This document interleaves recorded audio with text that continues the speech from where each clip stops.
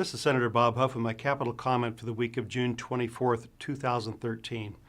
The major work done in the Capitol this week was to abolish California enterprise zones. This was replaced with hiring credits and sales and use tax exemption. AB 93, which eliminated enterprise zones, spends $400 million on a sales tax credit, $200 million for hiring the poor and unemployed, and $100 million to attract businesses to California. Now, enterprise zones, which it's replacing, were created in 1984. It was designed to stimulate business investment, create jobs among the poorest areas of California. Anaheim has an enterprise zone and was just established last year, February 1st, actually, of 2012.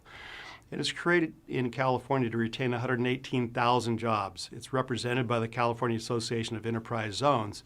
Now, Anaheim's zone, which is in my district, covers nearly all industrial and commercial areas, 80% of business coverage, but it's targeted for people that are the most difficult to employ in areas where there's very high unemployment.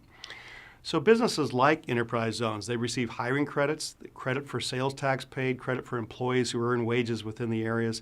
There's deductions for interest received from business in the area. So in effect, it gives good incentives for business to locate in an area with high unemployment.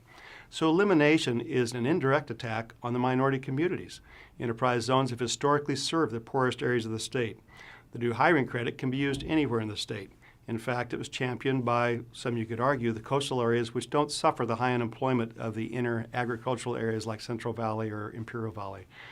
So we might be able to watch businesses migrate to more affluent areas rather than where they're most needed. I think it sends a message also that you can't trust the California legislature. California had promised businesses that enterprise zones would last 15 years. This broke that promise.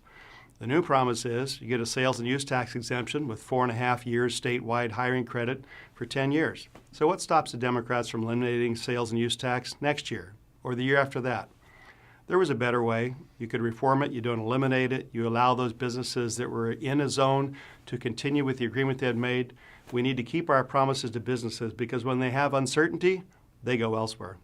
I'm Senator Bob Huff. Thanks for joining me for my capital comment.